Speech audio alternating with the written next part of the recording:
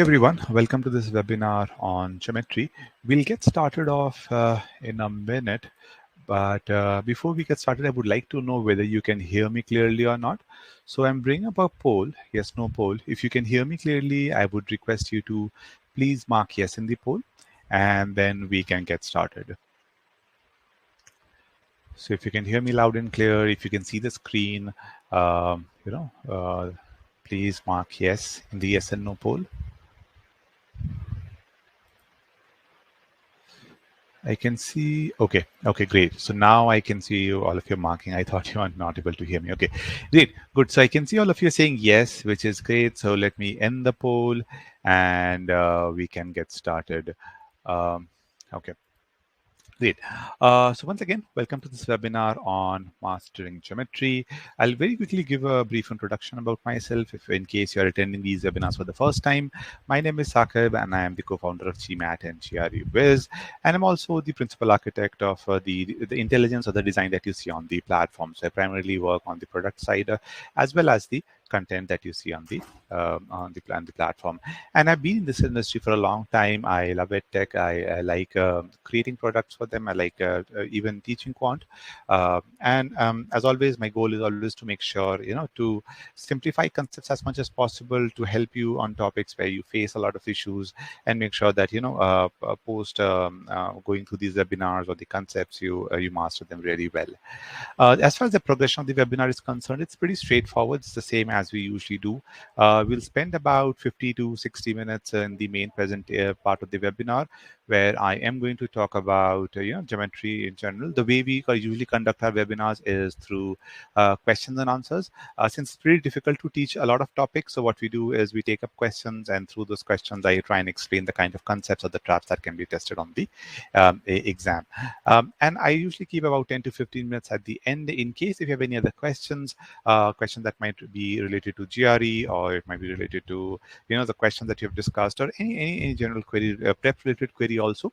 Please feel free to ask me at the end of the webinar. I'll be more than happy to take it up. Okay. So without spending any more time, let's get into the main thing, and let's talk about geometry. Now, as far as geometry is concerned, there are a few topics that are, like non-negotiable, which you will definitely get questions from, which, as you can see on your screen, are lines, triangles, quadrilaterals, and circles. These are the topics from where you can easily expect a few easy and medium questions. And obviously, all four, it's not necessary that all four topics will come in your test. You might get just questions from one or two topics, but you'll definitely see questions from individual topics. But things get tricky when you start getting questions from 3D geometry or coordinate geometry. These are slightly difficult topics, but more importantly, you will get questions from mix of all topics basically means that you might get a question which has a circle maybe and a triangle inside it, or maybe a square with a triangle, something like this. So a mix of all this kind of question is something that you can see, and these are typically the hard ones where you may have to work a little hard to figure out the answers. Now, one thing which I usually say when I'm doing geometry, and this is something which I usually don't say a lot in other topics, is that if you want to do well in geometry, the most important thing that you have to take care of is formulas. Okay, these are like non-negotiable. When I say formulas, what I mean is that you should know, formulas slash properties. Let me put it this way. Like if you're dealing with the lines, you should have a good understanding of what are parallel lines, what are the names of the different angles in a parallel lines. If you're dealing with triangles, you should have a good clarity of how to find the perimeter, the different formulas of area, the different types of right angle triangles that you can be tested on the exam, whether what are isosceles triangles, what are equilateral triangles, what are side properties. So as you can see, I can this is coming really quickly for me, right? Because I've been doing this for a long time.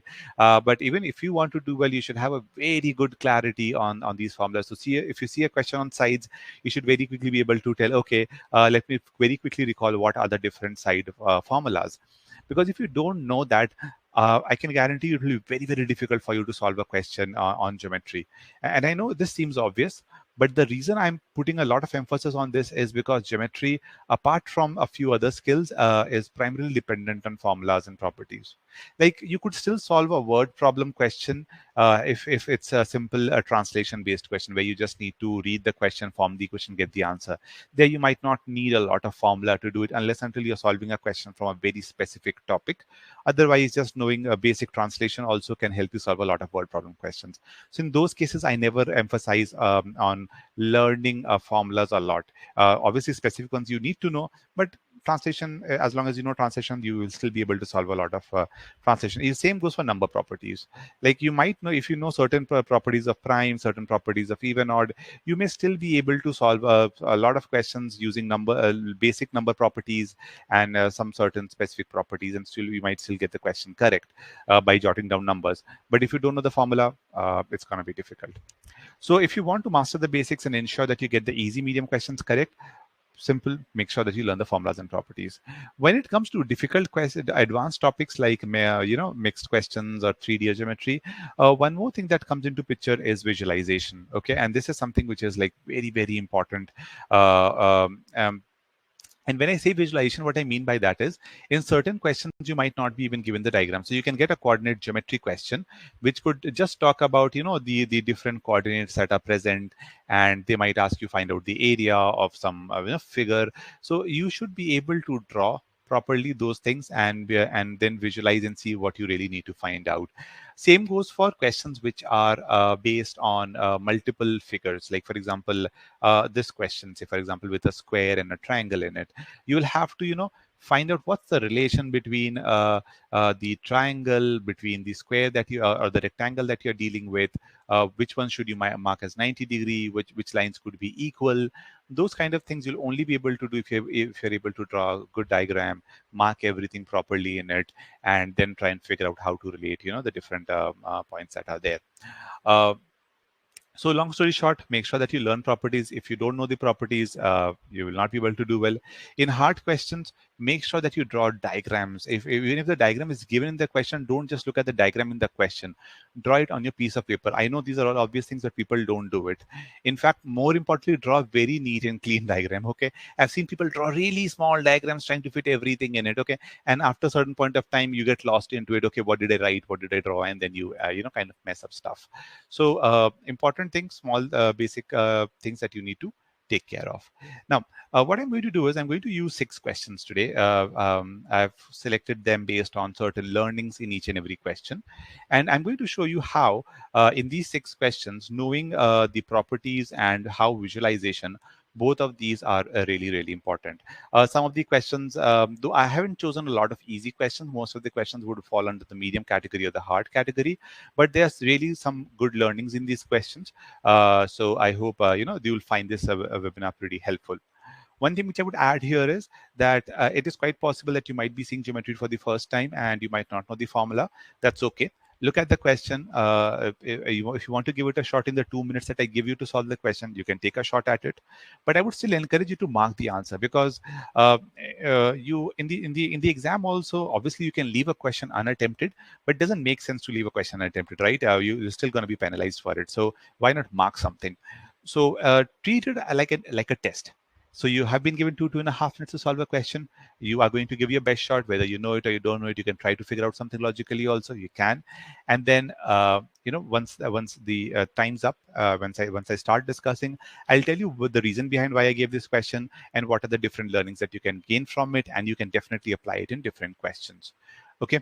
So I hope so far it's all good. And again, those of you attending the webinar for the first time, the way we are going to conduct is that I'm going to show a question now. The question would be something like this, and I will open up a poll also. Okay, make sure that you mark your answer in the poll. Do not put your answer in the chat box, okay? Because I'm going to delete it. Put it in the chat box only when we are doing a FIB based question where you need to plug in the answer. In such cases, you can definitely put your answer in the chat box. During that time, I'll make the chat private so that only I can see your responses. And I would highly, as I said, encourage, please make sure that you mark something. Try it out. Okay. So here's the first question on your screen. You have about, I'll give you 2 minutes to do this. And I'm going to bring up the poll in just 1 sec.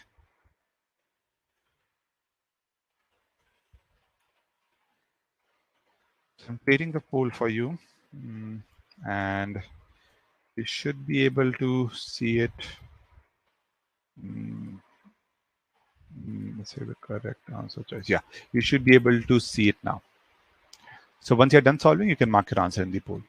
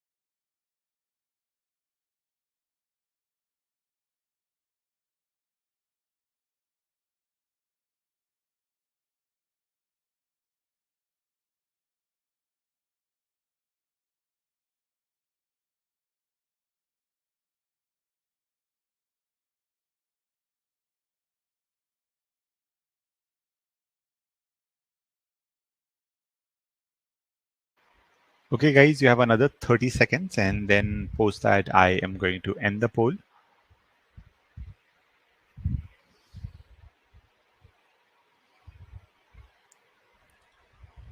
Once again, I'll encourage everyone if you to put in your responses. It's okay, and if you even if you get it incorrect, take a calculated guess if you're not able to solve it. That's totally okay.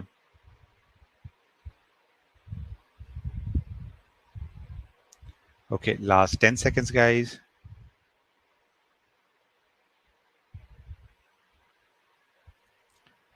Okay, in the meantime, those of you are done, what do you think of this question? Is this difficult, easy? What's your take on this?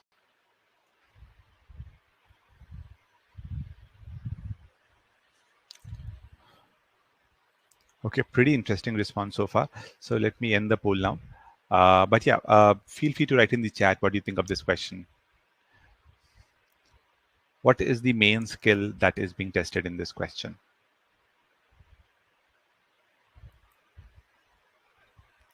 By the way, here's the response. I hope you all can see the result. 42% of you think that the answer is E, 28% think the answer should be B, and I have a few A and D also. So I'll get to solving this question, but I want to know your opinion. What do you think is being tested out here? Which properties should we be aware of?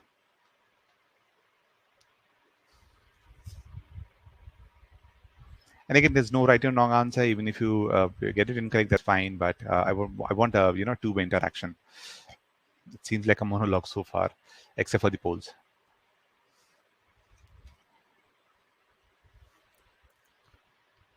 Okay, I'll wait for your responses in the chat. In the meantime, I'll very quickly run through the question stem. And once again, I'll encourage you to interact.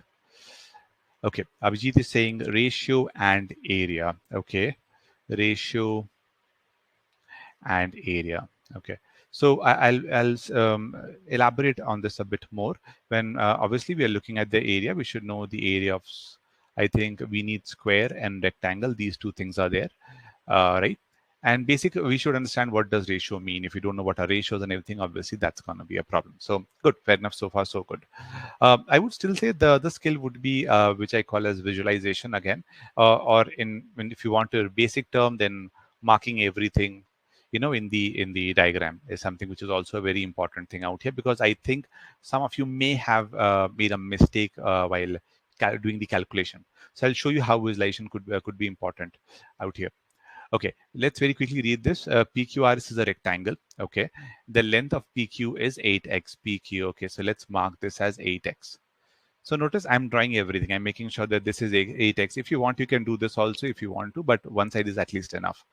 The two white square inside the rectangles are identical. Okay, so they are both of the same length. Um, and the spacing between the two squares and the rectangles are uniform and equal to x.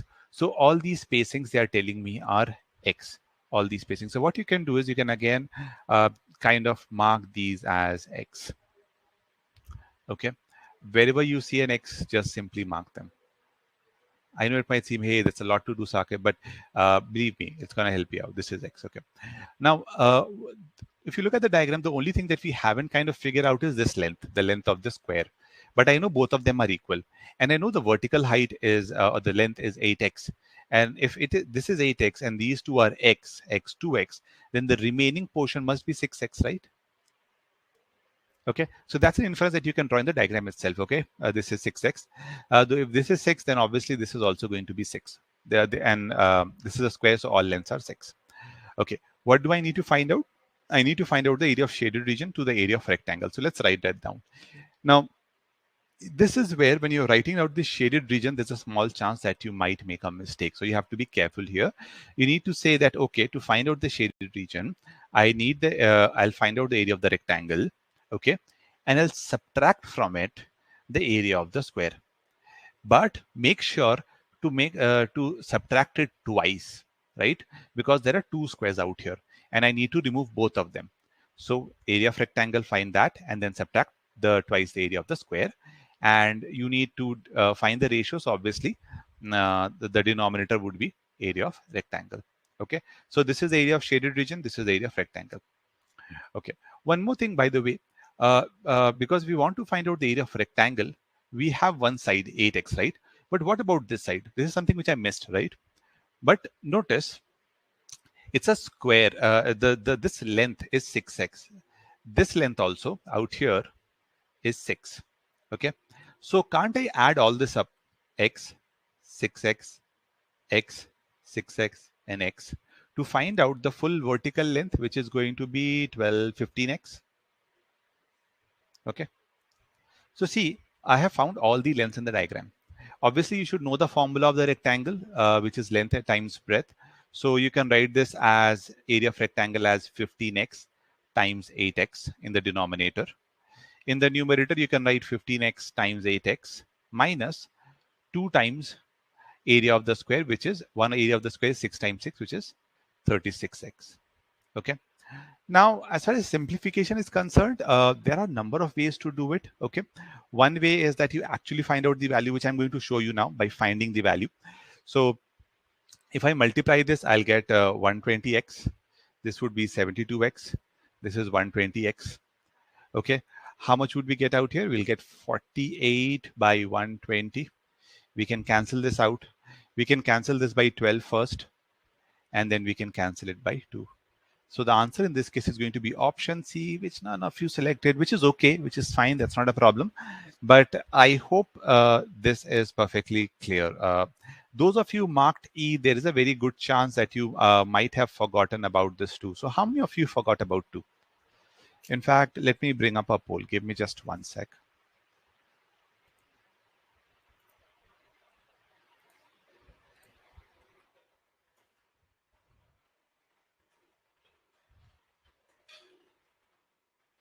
So tell me how many of you uh, missed out that 2? I've added the poll. If you missed, mark yes. Okay, that should be NO, but yeah. But how many of you missed this 2? Okay, quite a lot of you missed it. Okay, so far all of you it's showing 100%. Okay, so I hope this is clear that you need to uh, add the keep this subtract this twice of the square, which is important. Okay, now the poles is changing. Okay, so 40% of you did that, but that's fine. Okay, the other way which is important not only for this question, guys, but in general also, I think it is important in terms of simplification, is whenever you see something like this, as in fact, let me write it generically first. So let's say if you see something like this, okay, x minus y by x. Tell me, can I write it like this?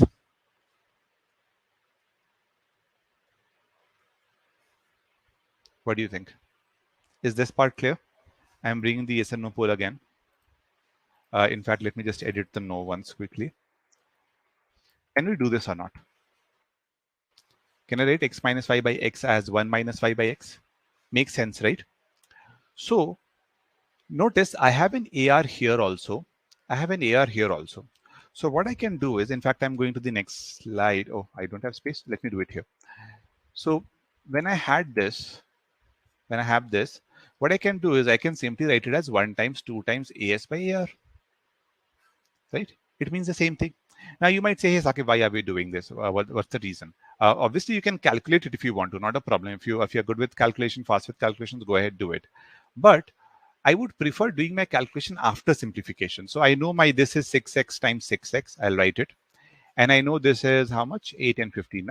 8x times 15x. And I would prefer to do my simplification first. I'll cancel all of this out. I'll cancel out this with 4. I know I can cancel out this with 3. And I can cancel out with this 5. And I'll be left with 1 minus 3 by 5. So I can simplify it first. And then I can get my answer as 2 by 5. So both these methodologies are available. The reason I'm showing you this method also is because in the test, if you get an expression like this, and as I said, this can come in algebra, number properties, word problem, you can see it anywhere, a number of places. So take a call on which method you want to use, depending on the kind of calculation that is required. Now you might even say, hey, I have a calculator, I can use that, but that is going to be a waste of time. You're going to type 15, 8 minus something, something, and someone else might even just simplify it and move on quickly, or even multiply it on paper and do it quickly. So all these three method possibilities exist. Either use the calculator, but I would not recommend it. The second is shown here. The numbers are small, so you can use it. And obviously, I would prefer this method if the numbers are huge. Instead of multiplying, let's cancel stuff and then simplify it and then get your answer. Okay. So I hope this is clear. I hope you got a lot of learning from it. Make sure the number one being the one I wanted to show is that marking everything in the diagram. And this is actually will come a lot more in this webinar. So I wanted to make a note of it. And obviously the properties are definitely there that you need to take care of. Okay. Now let's go to the second question. So this is a multiple answer correct type of question. So there could be multiple answers correct. So in this case, I'm not going to give you a poll because unfortunately they do not have this option. Webinar Jam does not have an option to let me let you mark multiple answers. So what we are going to do is you can put your responses after solving this in the chat box. So I'm making the chat private, so don't worry. Whatever you post in the chat, only I will be able to see it. So if you're worried if your answer is wrong or anything like that, don't worry about it. Okay. You have, again, this is slightly on the tougher side. You might have to think, it's not tough. So I'll give you about 2.5 minutes to do this one.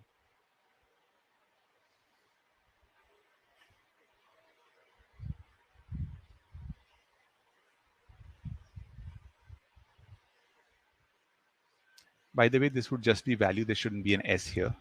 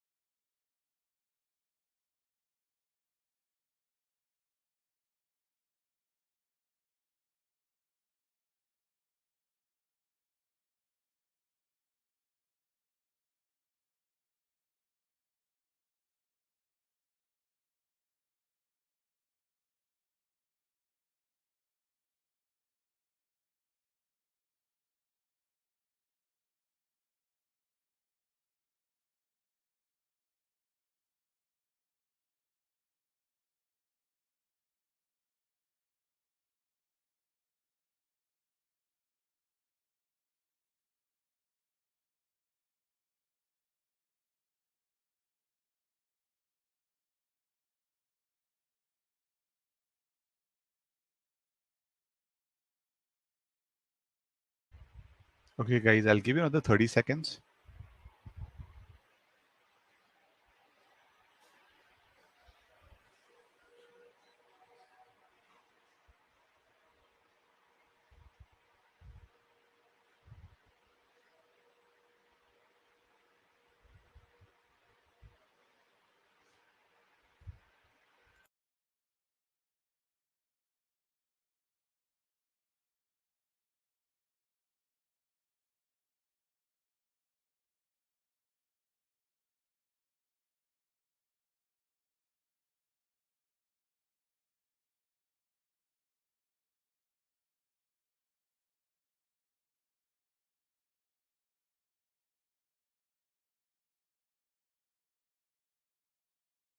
Okay. Any guesses, guys? So I can see no one has posted a single response. So do you want to take a guess? Or if you need more clarity on this question, I'm willing to do that also. Not a problem.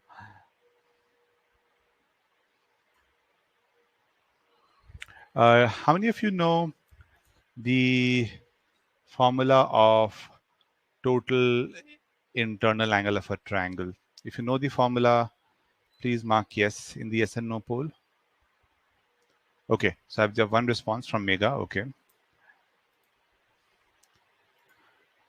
Okay, another response. Okay, so I have two responses so far. Okay, so I can see all of you know the formula of total internal angle. Good. And one more question, guys, just before I'll start the discussion. How many of you know the properties of an isosceles triangle? A triangle in which, oops, just one sec. A triangle in which two sides are equal. How many of you know the property of an isosceles triangle? If you don't, that's okay. Okay, it's a 50-50 split. So what I'll do is I'll very quickly tell you the properties of an isosceles triangle. Uh, the major one that you need to know is just two, at least for this question, is that if I say that two sides are equal, then the opposite two angles, angles which are opposite to it, they are also equal. Okay, so that is the only thing that you need to know, the properties as far as the properties of isosceles triangles are concerned, and that is enough for us to solve this question also. Okay, so let's look at how we can go ahead and solve this question. So some of you have said the answer could be B, some of you have said E. Let's see if this could be correct or not. So as I told you, right, the properties are important. Like when you see this property that in a triangle PQR, PQ is greater than QR is equal greater than RP, you should be able to draw certain inferences. Okay, if you just read it and you're like, okay, fine, the three lengths are different. That's all I can infer. Then there's a problem out here because this is purely based on triangle side properties. Okay. Now, what is the triangle side property? Let me draw it like this: P, Q, and R. Okay. Now, if I say PQ is greater than QR is greater than RP, you look at the side PQ and see what is the angle opposite to it. It's angle R, right? So angle R or angle P, if you want to write it fully, angle P, in fact, let's write it shorthand only. Angle R would be the greatest. Okay. What is the second length? QR. QR is the second length. So what is the angle opposite to it? P. That would be the second greatest, second highest basically. And obviously what is left? Q is left. So Q would be the smallest. Okay. So from here, it is clear that this side property was given to us to help us figure out what is the relation between the angles. And you should also ask yourself this question: hey, this why is the side property given? The answers are all, they're asking me about the value of SPR. So they're asking me about the angle SPR. So if they're asking me about the value of the angle, why is the side property? How can that help me? So this is how it helps. This tells you that R is the greatest, P is the second highest, and Q is the smallest. Okay. So far, so good, guys. If you have any questions, please make sure to ask in the chat box. These are difficult questions, so it's better if you have any doubts, so you can ask me midway only. Because once I complete the explanation, it becomes very difficult to if you say I didn't understand anything, it becomes a bit difficult. Okay. So let me know if any part of it is not clear so far. Okay. So I've just used this information. Second thing that is given is that all angles are integers. Okay, that's a good information for us. This is an important information. SP and SQ are equal. So notice we have an isosceles triangle here. SP SPQ, triangle SPQ, SPQ is isosceles. Okay. Now, what did a property did I tell you? That if it's isosceles, then this angle, okay, this particular angle and this particular angle, let's call it as XX, they must be equal, have to be, okay. Now, what can I do with this? I can use this to find out the value of X. You can do it now, then you can wait also. That's not a problem. You can do it after reading the whole question. Okay. Akansha, this is, I would put somewhere between medium and hard, okay. Because the properties that we are using are all properties that would fall under the category of easy to medium. So I'm not going to use any fancy property to find out the values. The only reason it comes between medium to hard is because of the inference that you'll have to draw after using the properties. So that is where the challenge would be. Okay, so it's kind of a medium hard question. I hope that answers your query. In fact, let me make the chat public and private again. Okay. So where were we? This part. The value of the angle PQR. So then now they're talking about this angle PQR. This is the smallest.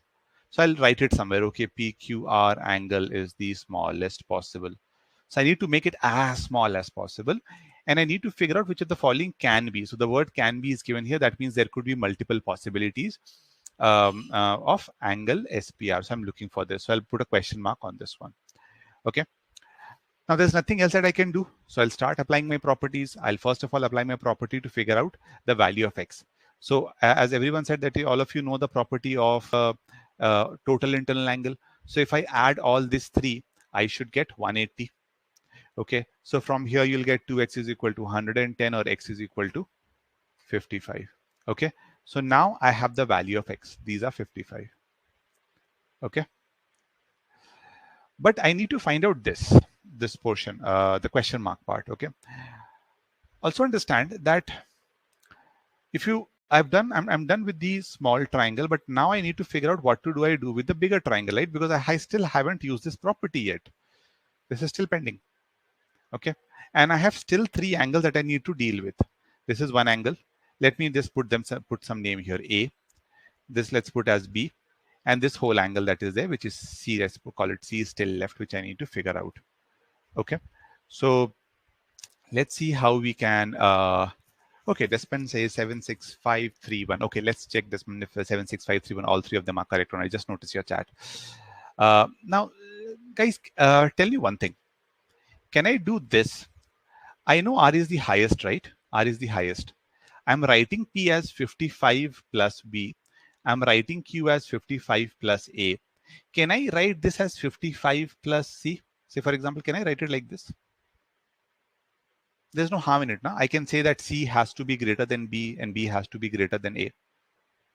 Technically, there shouldn't be anything wrong with it, right? As long as C is greater, this would be the greatest. So if I put C as 2, no, C as 3, this has 2, this has 1, I'm good, right? Now you might ask, why am I doing this? I'm doing this because I again will have to use the property of total internal angle for the big triangle PQR. So I'll have to write angle P plus angle Q plus angle R is 180. What is P? 55 plus B. What is Q? 55 plus A.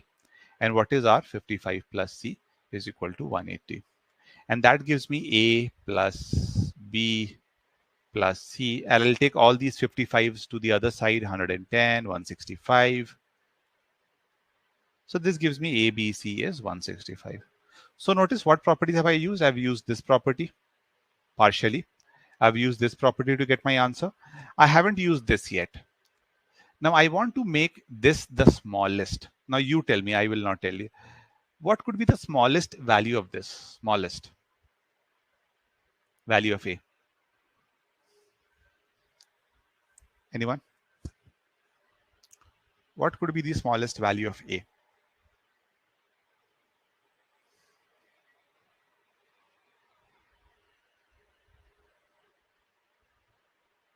1, right? Because I have to keep it the smallest possible integer. So I cannot put a 0.5 or anything. I'll have to put a 1 here because it's an integer value. So you're right, Megha. It has to be 1. So my A is sorted.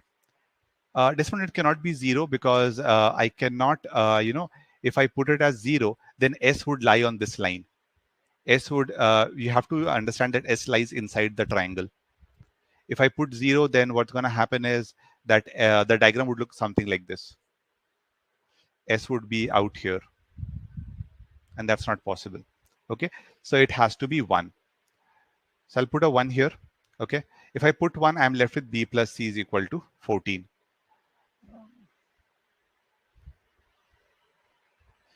Yeah, I've corrected it. Just notice it was written as 165. Okay, so B plus C is 14. Now, so this is one sorted. Understand the value of, sorry, this is one, this is sorted. Now understand that this has to be greater than this. Okay, so if it has to be greater than this, the value of B has to be bare minimum 2. It cannot be lesser than that. Okay, so let's try out the values here. Let's use this space to do it quickly.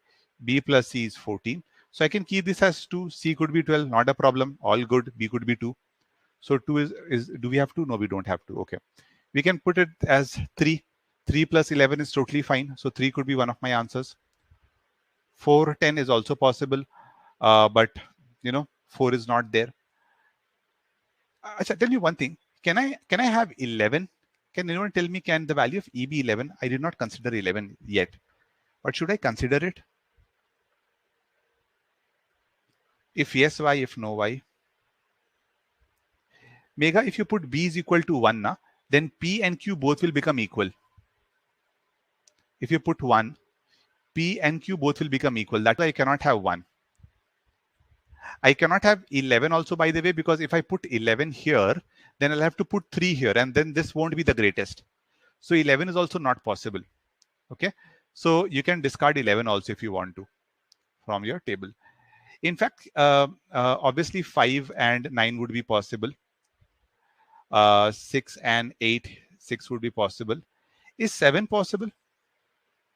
Can I have 7?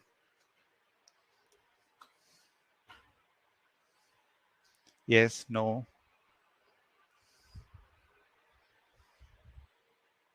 No, because then both of these would become equal. Right? And we cannot have that. So 7 is also out. So we are left with 3, 6, and 5. These are the 3 values that are possible. So if you notice, the only tough part out here was drawing this inference. This was slightly difficult, I do understand, because if you don't think in terms of 55 plus C, or if you're not able to write it in this form, then you'll have to struggle a bit to manually think about the values. Even then, it is possible to get the answer, by the way. Even then, what you could have done was, if you would have written it directly as full thing as C also, even then you could have got an answer. But notice that this property was so important. This played a huge role in getting your answer. If you do not know the property, or if you don't know how to apply it, then you will not be able to solve such questions. Okay, so make sure that here visualization wasn't that important. Obviously, it's good to mark these in the diagram. So visualization played a small role here, but the major role that was played was the property, as well as drawing the inferences and drawing out cases. So make sure that you're good at it. Make sure after finding out the values like 1 or 11, you might make a mistake. But if you really want to check whether they work or not, a good way is to put it directly here and check it. So I would have put 1, 1 here, and I would have realized, yeah, that's not possible. Or 7, 7, I would have realized not possible. Or 3, 11. Okay, so I hope this is clear. And if you have any questions, guys, please feel free to ask. But I hope this learning helped you out. So we learned about internal angles, isosceles triangles, and side properties in this question, as well as how to draw cases. Now let's move on to a circle question.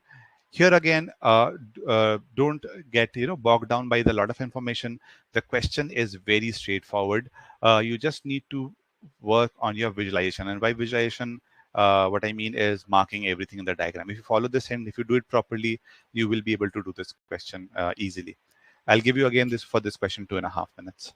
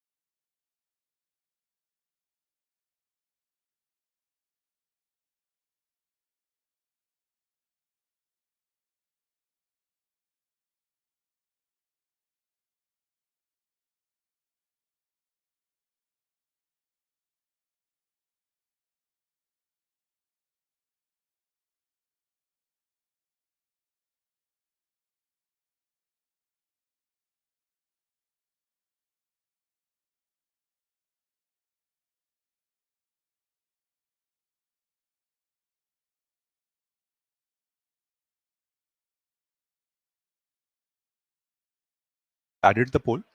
So you can put your responses in the poll. I know the options are not given here, but option A basically means if quantity A is greater than quantity B. Option B means quantity B is greater than quantity A. C obviously means if both of them are equal. And D is if you cannot find out the relation between them or you cannot find out the answer. Then mark D.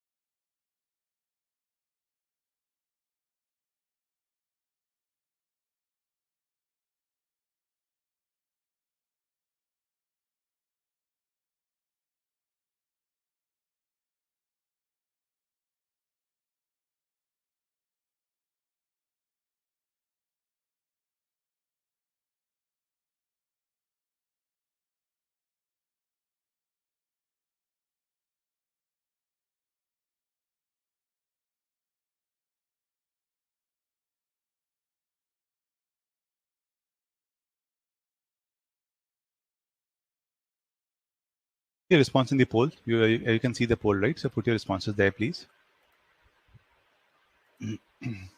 Rise responses in the poll, please.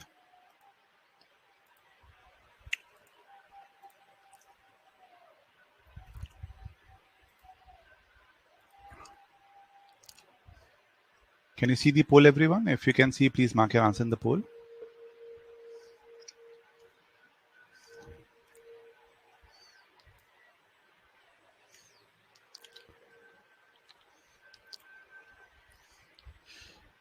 Okay. I'll start the discussion in another 20 seconds. So if there's anyone else who would want to put the response, please do so quickly.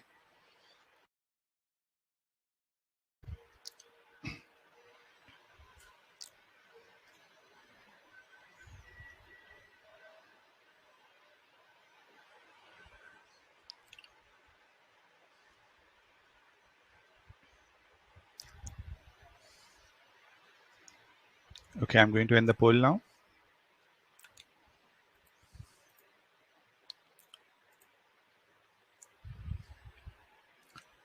Okay, let's start the discussion, guys. So most of you have marked A as the answer. And I can see a few B's also. But the correct answer in this case is actually A. And honestly, this is a pretty straightforward question, and I'll tell you why. Let's start with the first line. So they are saying that US is a straight line, so which we obviously can see from the diagram. P, T, O, R, Q, they lie on the line US, which is also evident from the diagram. The two circles are identical. Okay, so this is already something that we already know that they are identical. And the centers are P and Q. Okay, so this is the center. So the moment I see these are centers now, what I would do, I would maybe mark this as R, R, R, R, something like that. Okay, just to denote that all these four lengths UP, PT, RQ, QS, they are all equal.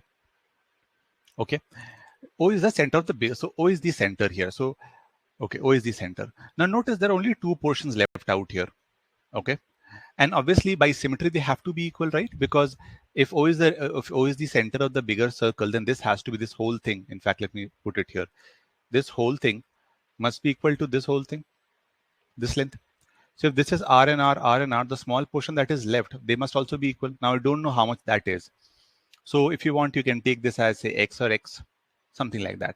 So what you can say is that the radius of the small circle is R, and the radius of the big circle is basically you add all these three to R plus X. If you want to, we'll see whether we'll be using this or not, but this is how I would write it.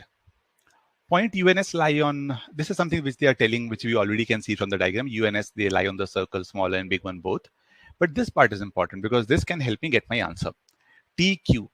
Okay, so let me remove all of this. TQ is basically this portion. TQ is 9 units. Now, what is TQ? TQ is x plus r. So I can write 2x plus r is 9 units. So that's my equation number 1. Okay. And SP. SP is 19 units. So what is SP? S starts from here and it goes till here. So here notice the whole thing is basically 3r plus 2x. So 3r plus 2x, or let me write it by symmetry, let me maintain the symmetry, is 19. This is my equation number 2. Okay, I need to find out the area of the shaded region. So obviously, what would be the area of the shaded region? We did something like this now only a while back, the first question.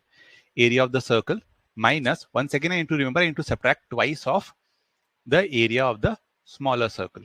Okay, so for that, I need r and x. That is pretty evident. And the good thing is that there's a lot of symmetry here. So I can simply subtract this. I can write 2r is equal to 10 or r is equal to 5. Now, if r is 5 and I know 2x, let's take equation 1. 2x plus r is 9. I can plug 5 here and I can get 2x is equal to 4 or x is equal to 2. So you can plug it here. This is 5. This is 5. This is 2. So the radius of the smaller circle is 5 and the radius of the bigger circle is 12. So see, the only visualization, the hard part was this, where you need to make sure that you put everything there. After that, it's algebra. You just need to solve it. And once we have that, we can, ideally, obviously, you should know the formula also, pi r square. But I'm assuming most of you would know this. So here my r is 12. So I'm writing it directly, pi 12 square minus 2 times pi 5 square. So this is 144 pi. And this is 50 pi. So I get 94 pi is left. So this is 94 pi. So obviously quantity A would be greater than quantity B. Is this clear, guys? Any questions? If you have any questions, please feel free to ask. But again, notice the question, these kind of questions, they will all fall somewhere between medium, hard. All we have to do is work on our marking skills or visualization skills. As long as you're able to do this, you should be good. Also get used, get used to taking variables. Sometimes you may not be given information. If you just treat TQ as 9 and start thinking, okay, what should I do? SP is 19. I don't know how to use this information. I don't know how to set up an equation. Then that's going to be a problem. So that is why take R, D, X, not a problem as long as they are, correct. Like radiuses can be written as R and R. So there's no harm in writing it. Okay. By the way, there are a lot of questions like these also in our video lessons. I would highly recommend that you go through our booster files once that are there on geometry on our in our course.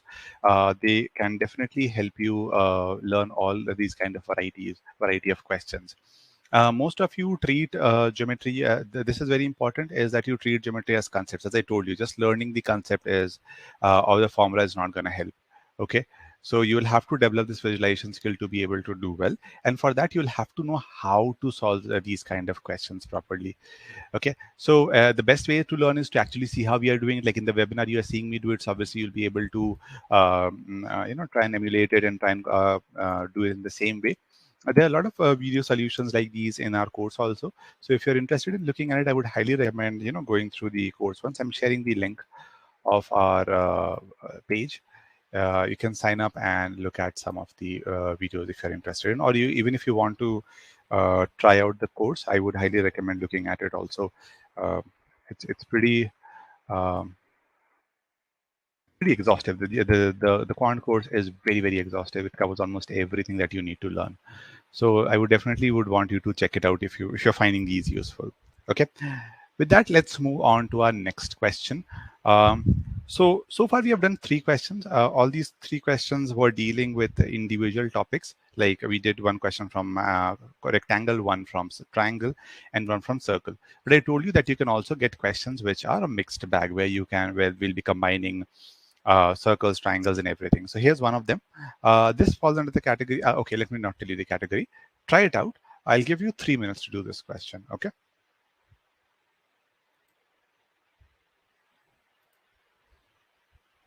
And you can post your responses in the chat box. Since this is an FIB question, I'm not giving any poll for this.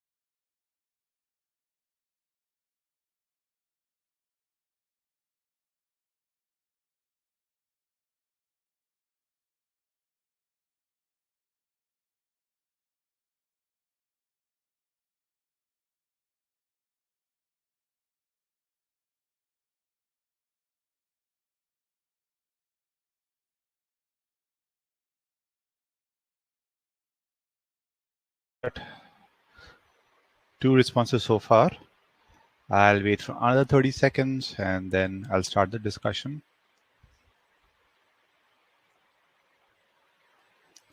There are a number of ways to do it. Those of you are still try and think in terms of Pythagoras theorem, try and think in terms of similarity. There are about two different ways to solve this question. Yes, you're right. Uh, um, but I want the exact number, right? So just saying that it is less than 16 won't help. Yeah, obviously, you can take a shot. You can choose an answer. You can guess and put something in it, but I would need an exact number for. Okay, tell me, where are you all getting stuck? Because so far I've been doing a Q&A, right? I've been giving you questions. I'm telling you what is working out, how you should solve such questions. But I want to understand those of you who are still, trying this out. Where are you getting stuck? What have you done so far? What all have you tried so far? I'm asking this because, then I can tell you where exactly, is the gap in your understanding and how you can improve on this. So I would highly encourage those of you who are still trying to tell me. And it's a private chat, as I told you, whatever you're doing, you can let me know. I'll, you know,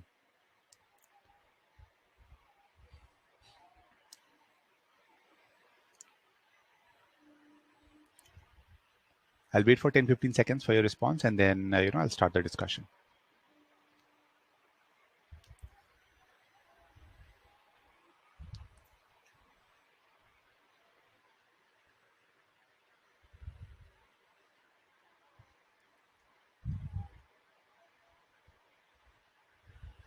Found the length of the third side, good. Unable to plug the value of okay, so you took O as the center, if I understand correctly, right? And then from there, you are trying to do something. Do we use ASA similarity? ASA is, by the way, not similarity. ASA is congruency, okay? Similarity would be AAA. AA similarity, most of the cases, AA similarity or ratio based is also there, but then in that case, you need to know all of them. Okay, I'll show the first. You can use similarity, but I'll show a first. Okay, Piyush is asking how to find ZY. Okay, cool. So let's see how we can do that. Uh, question number one from my end. Can you tell me what is the value of WXY, guys? What is the value of WXY?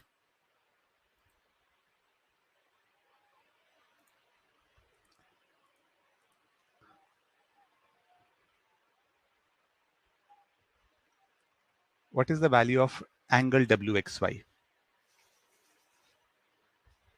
Anyone?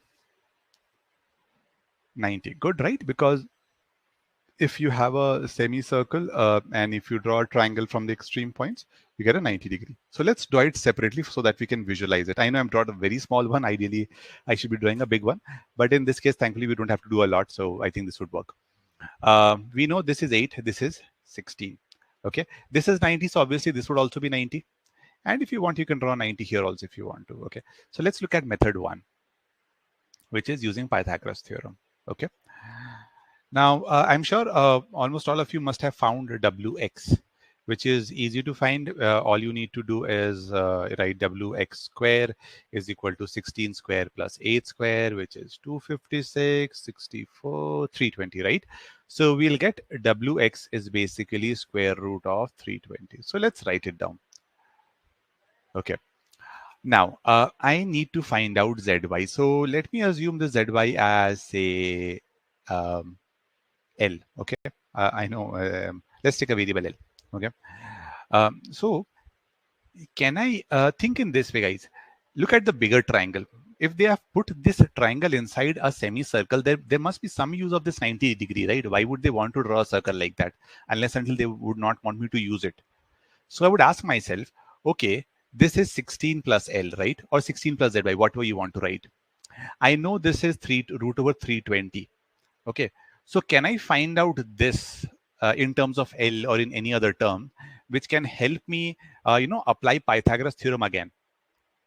So if you think along these lines, you'll notice that xzy is also 90 degree, right? I can apply Pythagoras theorem in xzy also. I can write this as root over 8 square plus L square, right? I can do that. Now, the moment I do that, I can look at my big triangle. And in fact, let me draw it. So this is 90. This is root 320. This is root 64 plus L. And this is 16 plus L.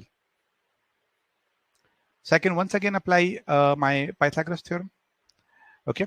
And in this case, this is my hypotenuse. So I'll write it as 16 plus L whole square is equal to root 320 whole square plus 64 plus L whole square.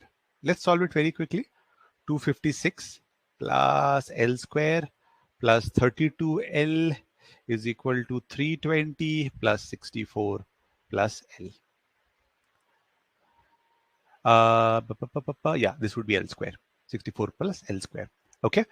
Now notice one good thing. I can cancel out my L square. My L square is gone. Okay. This is out. So what am I left with? I'm left with 32L. Okay. And how much do we have here? We have 384 minus 256. If you want, you can divide by 16 also to make your life easy. In fact, I would do that. Let me just divide everything by 16. Let me make my life easy. Why do all this calculation? If I divide it, I know this is 16 plus 2L is equal to 20 plus 4. Okay. So 2L is equal to 8. L is equal to 4. So this is 4. So I'll have 20. So total diameter is 20. Now don't put 4 here, okay? Don't put 4. Remember that you need the radius. Don't forget that.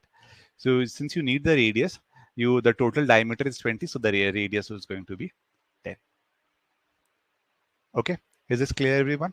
I'll show you another method, by the way. Don't worry. But this is like the simplest, straightforward way of doing the question that, hey, I don't know anything else, but I do know my Pythagoras theorem. So let me write down all the relations that I can write in terms of Pythagoras theorem. I'll have equations. I can somehow find out my answer. Okay. Tell me, was this tough? What do you think? Now that you've seen the solution, do you think it was a very difficult question? Notice just two properties. We use just two properties. One is Pythagoras theorem. The second is the property of semicircle, the 90-degree property. Just these two were enough to get our answer, nothing else. Now, if this is clear, I don't see any questions in the chat box. I'm assuming this is clear. So I'll show you another method. This is a slightly, I would say, conceptual, but it is a pretty yeah, I'm coming to a better method. Don't worry. See, as I told you, this is like the very basic way of doing it. I would not do it this way, by the way. Okay. I'm showing you this because in the exam, you might not know what method to use. So if you have to use this, you can use this method. But there's a better way, a conceptual way of doing this question. Okay. And I'm coming to that. Yeah, again, most of the questions I said would fall between medium to hard. So this is also a medium to hard question. I'm not saying this is a medium with Mukul, but as you can see, the solution is not that tough. Now, when you go through our video lessons now in Triangle, you'll see there's a topic on similarity where we talk about one thing that you'll see this kind of structure in triangles also, something like this. Or let me draw it this way. You'll see a lot of structures like this where there would be a 90-degree and you'd also be drawing a 90-degree like this. Okay. Now, let me first of all draw it without the 90-degree. Okay. Just because I want to show you the values out here. Now, let me assume this angle as, say, A. Okay. So I can definitely write this as 90 minus A, right? I hope so far it's clear. But let's say if I draw 90-degree again here. Okay. I've drawn 90-degree. Can you tell me this is 90, this is A. How much would be this one?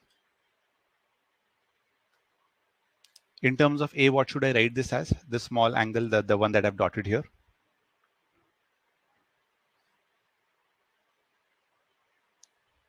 How much would be that angle?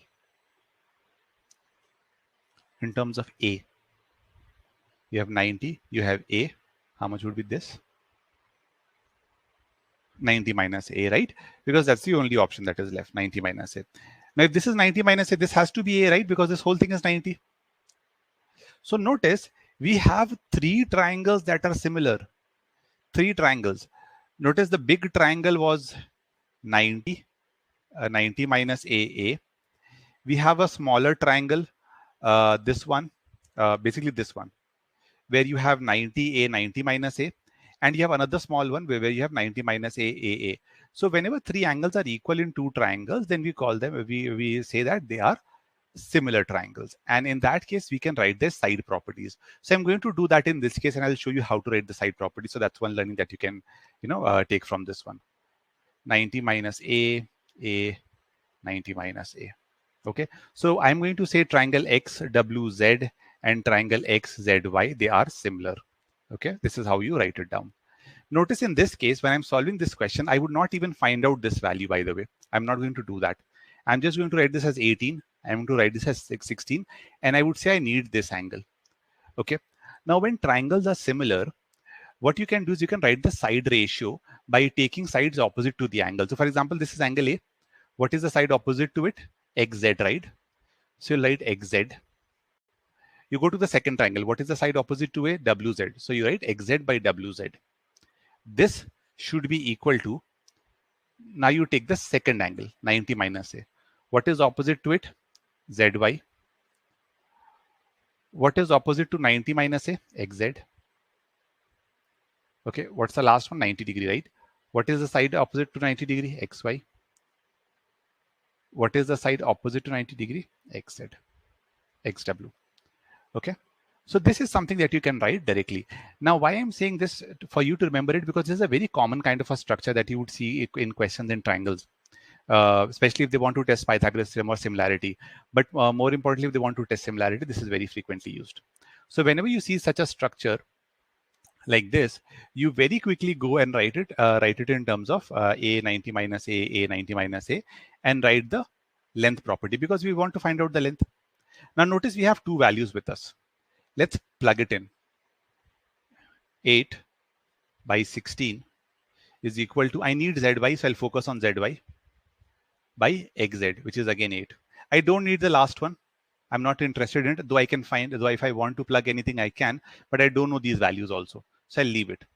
I'll focus on these two. Notice, isn't this giving me my answer in one shot? This is equal to 4. Now, once this is equal to 4, my answer would be 10. So see, whatever we did in the previous question, right? We found 320, we found this, we found that. All of this could be avoided if we know how to deal with similarity. You can get your answer in just 2 lines. That is all you need to do. But obviously, you need to know, this still might seem tough. That's why I'm saying make sure that you learn similarity if you haven't before. Understand it well, understand the different structures of similar triangles that you might see in the exam. And once you understand that, this would then become a very easy question to solve. Any questions so far? What do you think of this method? Did you like it? Was this a good learning for you or not?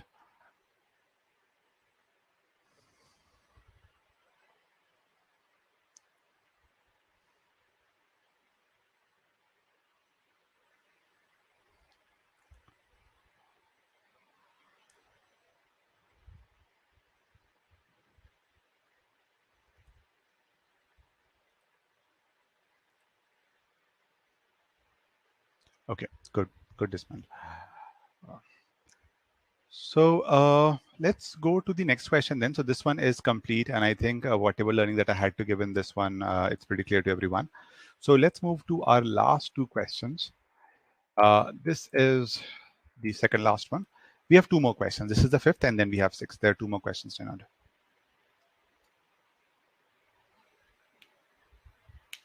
The last one is on coordinate geometry. This one is again a common kind of structure that you can see in the exam.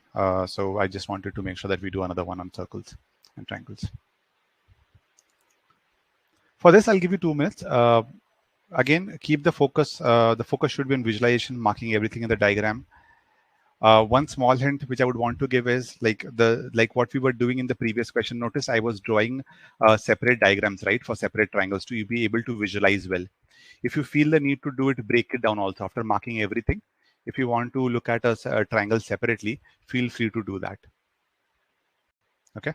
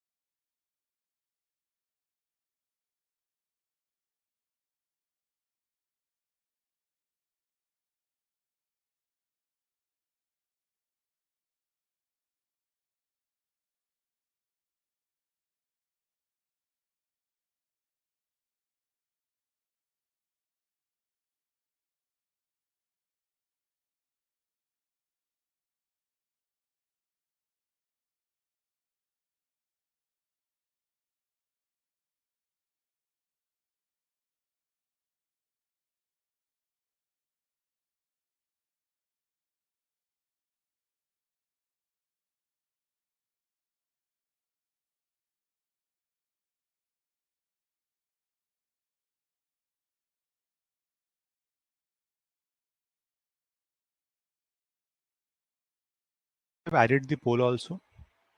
So I've added the poll. If you want, once you're done solving the question, you can put your responses in the poll. Okay.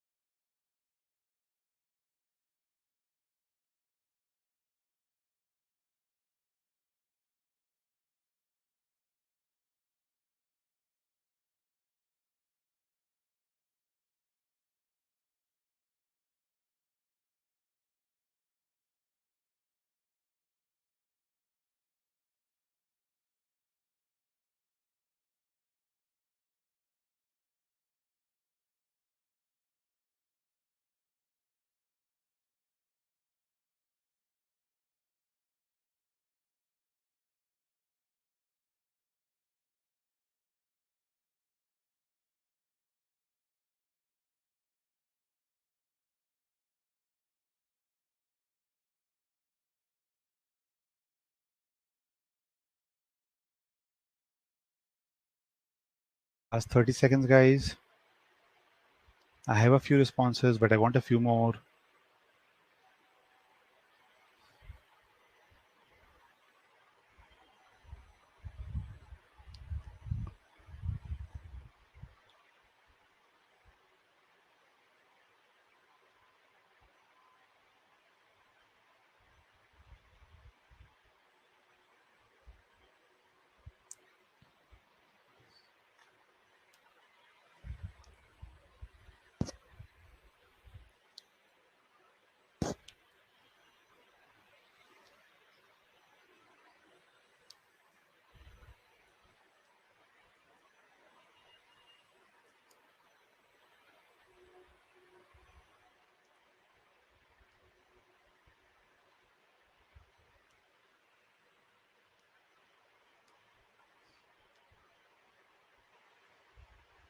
Okay, I'm going to end the poll now. So what do you think of this question, guys? Do you think this is difficult? If you're getting stuck, let me know at till which point were you able to, proceed.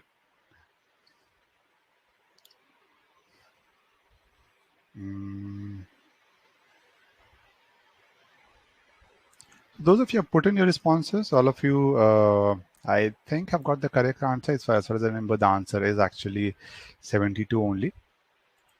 But those of you who did not put your response in the poll, tell me at which point did you get stuck? And in fact, I'm going to ask you. I have a feeling I know where you might have got stuck. So let me know. When I ask you, is this the place where you stopped solving?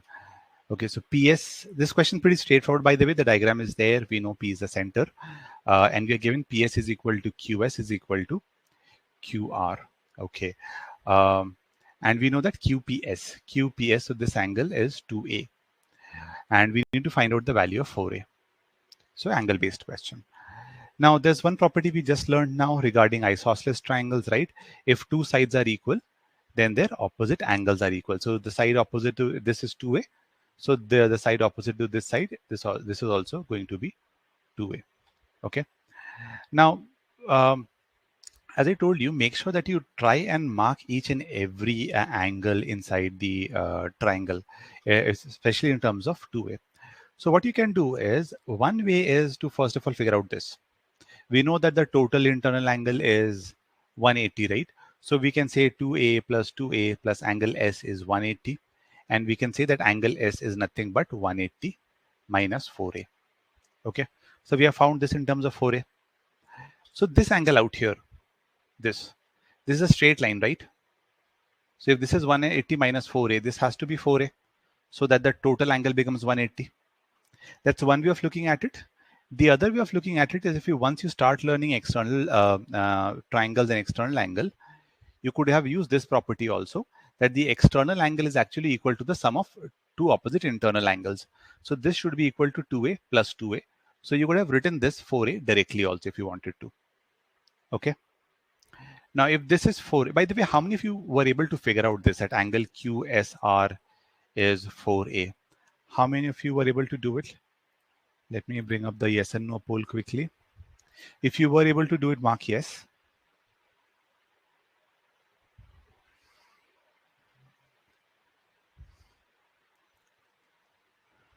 Okay. Good. So I can see most of you were able to do it. Okay, the moment I say most of you are able to do it, somebody puts in a no. Okay, so it's a 50-50 split so far. Okay, so ideally you should be able to, that's one of the learning. Make sure that you write everything in terms of to A. Now, how this helps us is that again, we have an isosceles triangle, right? QRS, triangle QRS is also isosceles. So if this is 4A, this has to be 4A, right? Same logic, okay? Now, this angle, I can write it in terms of 180 minus 8a, because again, this triangle is 4a, 4a. So total internal angle is 180. So 180 minus 8a. Okay. How many of you got stuck at this point and didn't know what to do? Or maybe you got stuck just before this also, that's possible. But how many of you were able to kind of come to this point in some way or the other, but didn't know what to do next? If you fall in that category, say yes. If you don't fall in that category, if you think, oh, I got the answer, not a problem, then obviously you can mark no. But I want to know how many of you got stuck here, because there's a very crucial learning out here.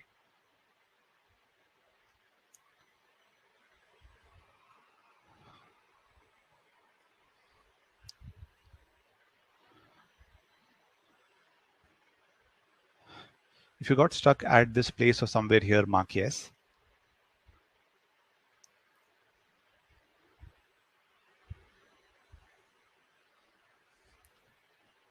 Okay.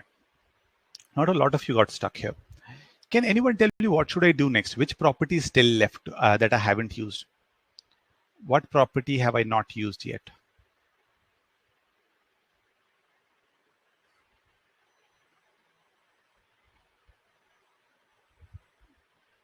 By the way, I'm very poor at drawing, so please, ignore my circle and triangles the way I've drawn it. But can anyone tell me which is that one property that I still haven't used that can help me get my answer?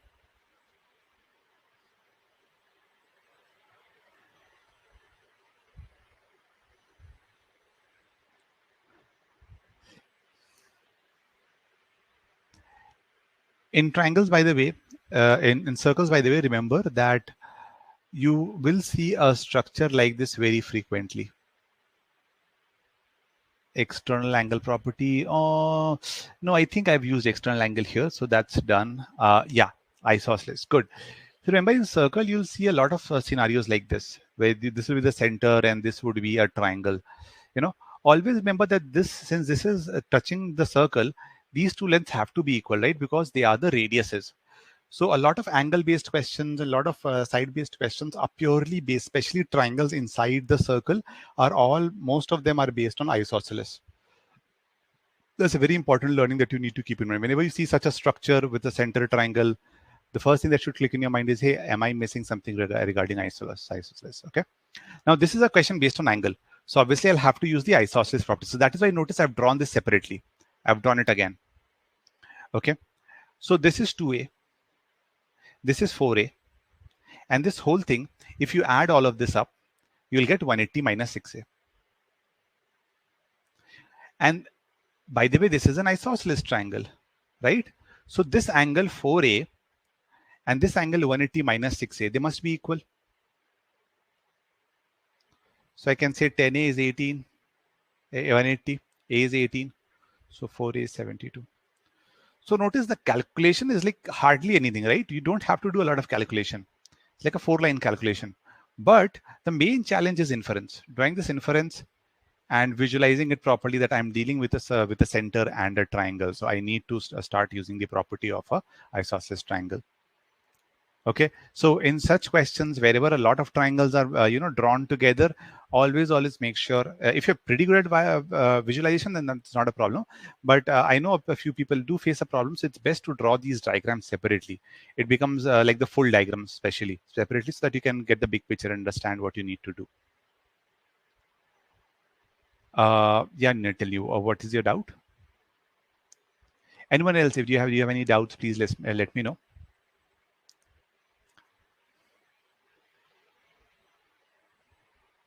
Or is this perfectly clear?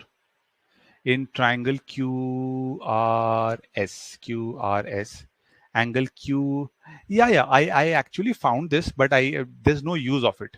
This is 180 minus 4a. Remember, I found this also. You can. That's not a problem. If you want to find out this angle, you can, and you can keep it. I kind of deleted it. QSP is external to triangle QRS. You're absolutely correct.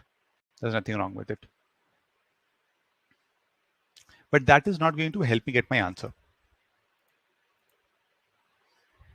Okay, is this clear?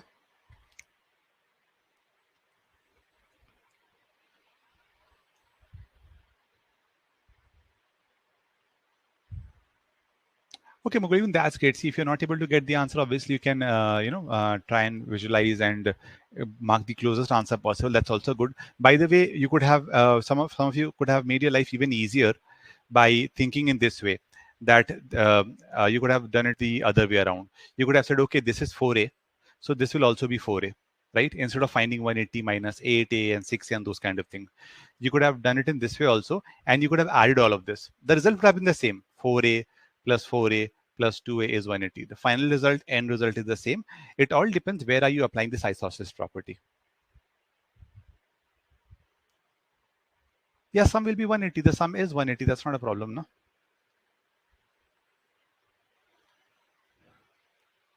This is 180 minus 8a. I'll write on everything. Tell me if you have any doubts, Niran.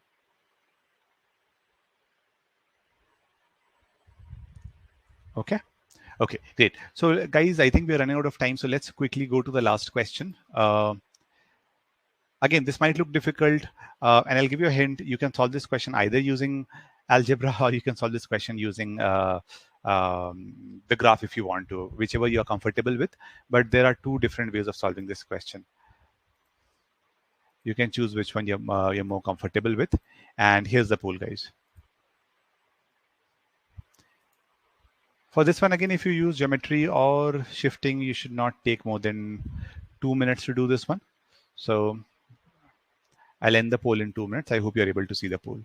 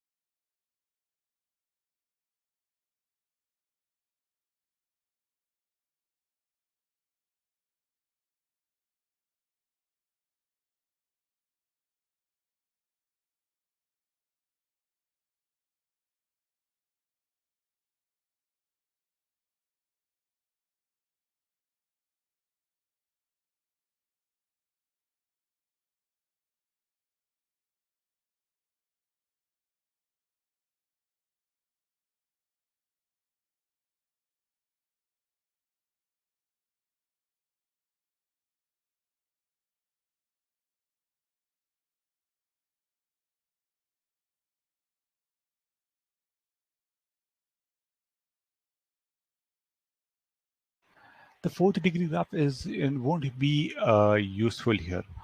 What I mean by that is you won't have to actually apply any concept of fourth degree. Uncle. Okay. So don't treat it as, hey, there's a parabola. What would I do? You might get one question, by the way, just to answer your question uh, directly, but don't treat it like that. It's just a simple question of shifting. Algebraically, also, this is not that tough. Okay, I'm ending the poll and let's start the discussion. So a lot of you marked interesting responses. So quite a few of you think that the answer would be 2, 50% in fact, and some of you think the answer would be P. Okay, so what I'm going to do is I'm going to show you both methods. I'm going to show you a method which some of you might use, which is algebraic method, and then I would move on to the main method, which is there that you should definitely apply. Now, algebraically, though even if you want to solve algebraically, there's one coordinate concept that you need to understand, is that this is the graph, right? This is the graph for this equation. Okay. Now, notice that there are 3 points here. One is where the graph is cutting the y-axis. There are 2 points where it is cutting it at the x-axis, right? So if I want to find out the coordinate of this and this, okay, which entity out of x and y is 0 on the x-axis? On the x-axis, the coordinate, for example, for this point would be 2, 0, right? So the y coordinate is 0, right? So if I want to find out these values, though it is not necessary, but I still want to show it to you, what you can do is you can say the point at which it is cutting the x-axis, y needs to be 0. So you can plug y is equal to 0 and say the product of these two is 0. Now, when is that possible? It is possible when x minus 1 is equal to 0 and x plus 1 whole square equal to 0. Now, a whole square term would be 0 when x is equal to 1, and in this case, when x equal to minus 1. So notice this tells me that this point is 1, 0. This point is minus 1, 0. Again, not needed, but I'm showing it to you because if you get a question of coordinate where you need to find out, at which point it cuts the x-axis or y-axis or something like that, then this is the concept that you can use to solve those kind of questions. Here, it is not needed at all. Now, if you want to find this, what should I put 0 in this one, in this equation? What should be 0? Can anyone tell me? This point is on the y-axis. So which value would be 0?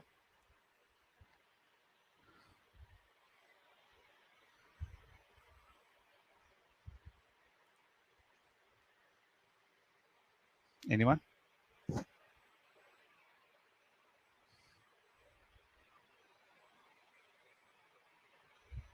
X, very good. X has to be 0 because these coordinates are like 0, 2, 0, 4. So put x equal to 0 in this one. If you put x equal to 0, notice you'll get minus 1 whole square times 1 whole square, which gives you 1.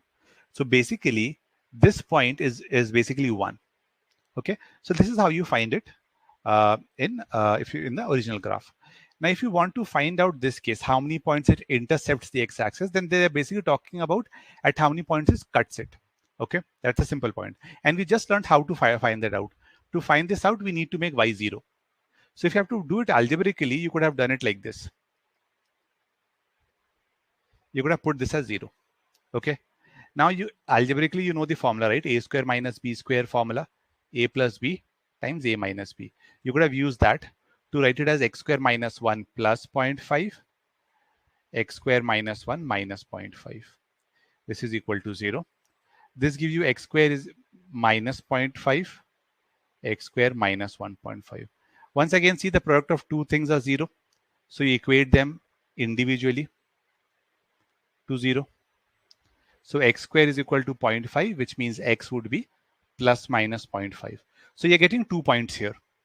You don't even need to solve it. You can infer it directly from here also, but I'm just showing it to you. If you had to find the points, you could have found it like this. And notice the use of fourth degree equation or something like that doesn't come into picture. At the end of the day, it becomes a quadratic equation only. So there are 4 points. You're getting 4 values, right? So it will cut at 4 points and the answer would be option E. This is how you do algebraically if you're not sure how the shifting of graph works. Okay. So that is how you need to remember it If you want x-axis, put values of x, put y0. If you want values of y, put x equal to 0. But this is not an optimal method. This is like your last case scenario. If you're really not sure what to do, how to plug in values, anything at all, if you don't know, then only go for this method. Okay? Is this clear? I'm moving on to the next one, assuming that this is clear. Okay? If you have any questions, feel free to ask. Now, there's one simple concept that you can remember. For example, let's take y is equal to x square graph. Okay? Now, there's a concept which is there in a video lesson, which is called shifting of graphs. Now, y is equal to x square ka graph, if you look at it, the values are pretty simple, right? If you put x equal to 0, you'll get y is equal to 0. This is your point, 0, comma 0. If you put x equal to 1, you'll get y equal to 1, 1, comma 1. Okay, this is your point, 1, comma 1. If you put 2, you'll get 4, 2, comma 4. Okay. So even if this is x to the power 4, by the way, it doesn't matter, okay? Whatever I'm teaching you can work for any question, okay? So this becomes 2, comma 4 and so on and so forth. This is how they are getting the values. Now, if I add something, add a constant to it, let's say add a plus 2 here, okay? Now try and see what kind of value you would get. If I put x equal to 0, I'll get y equal to 2. If I put 1, I get 3. If I put 2, I get 6, right? 4 plus 2, 6. So notice each and every value is increasing by 2, right? This is 1 plus 2. This is 4 plus 2. So what basically happens is that this graph that you had here, the point 0, comma 0 now shifts up. It comes here. The point 1, comma 1 shifts to 1, comma 3. The other point shifts here. So all these points, what happen is it shifts up. So the main learning that you need to keep here is that if you add a constant to an equation, the graph will move up. That's the only learning that you need to keep. That's nothing else. Okay. And I'm sure you understood if I put minus here, what's going to happen? If I put minus, everything would become minus. Minus 1, 4 minus 2 would be 2. So notice all values will decrease by 2. So what's going to happen is 0, comma 0 now becomes 0, comma minus 2. So if you subtract something, the graph shifts down. Is this part clear, everyone? Because if this is clear, then you can understand that this question is like it'll hardly take you 30 seconds to solve this one. Is this part clear? If you add a constant, the graph will move up. If you subtract a constant, the graph will move down. That is all you need to remember.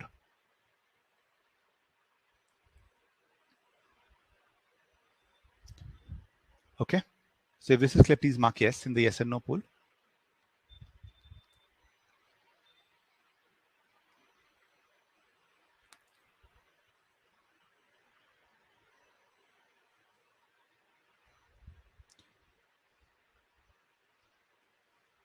If you have any questions, you can feel free to ask, okay?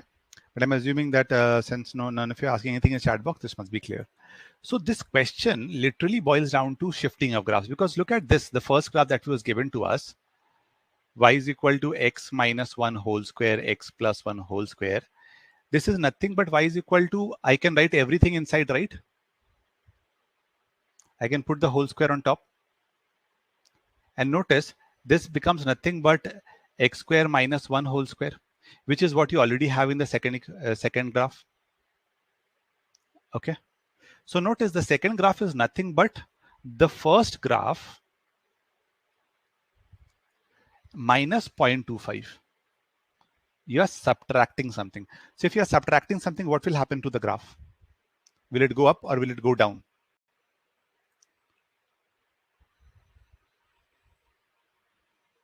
What do you think, guys? Will it go up? Will it go down?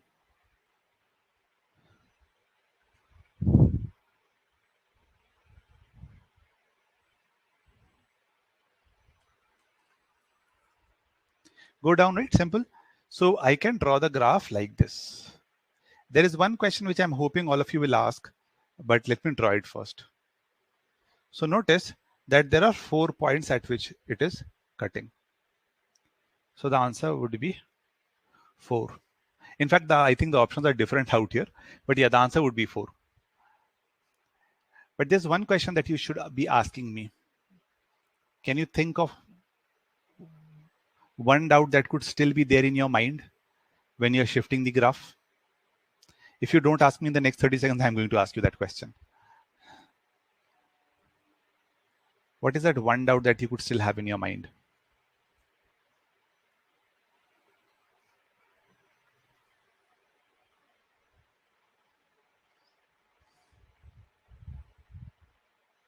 No one? Okay, so let me ask you that. What if, how can you guarantee the graph will cut like this? What if the graph cuts like this? Then my answer would turn out to be 3. Why is this not possible? Or why is this not possible? Something like this. Why is this not possible? Why did I say the graph would be like this? And I'm confusing it, so let me remove this. How do we know that this tip will not go down or touch the x-axis? The answer is pretty simple. I've already given you when we were doing algebraically, there was one thing which we did that can help you get the answer. Tell me the answer.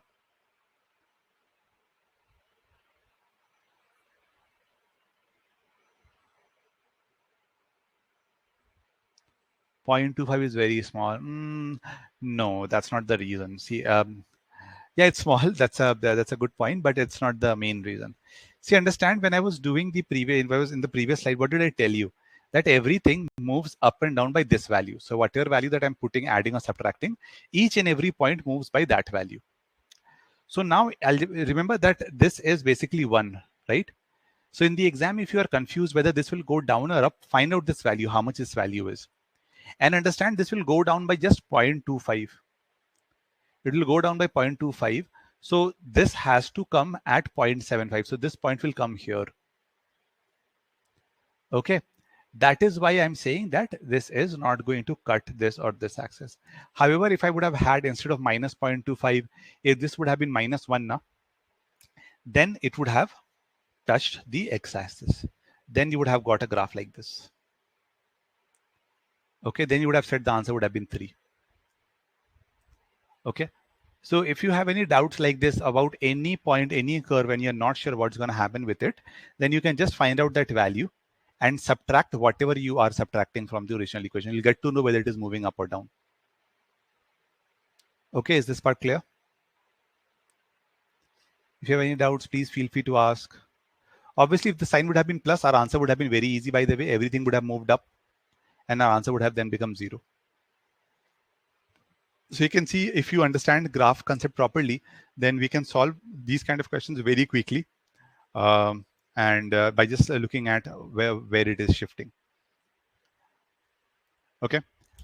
So guys, that's it from my end. I hope you found this useful. I tried to cover a wide variety of questions and try to give you as much, I tried to give you questions which had a lot of concepts that are frequently tested. So if you have any feedback, please do let me know. If you have any questions regarding your prep or quant in general, please feel free to ask. I'm there for another 5 minutes, and then post that I am going to end the poll.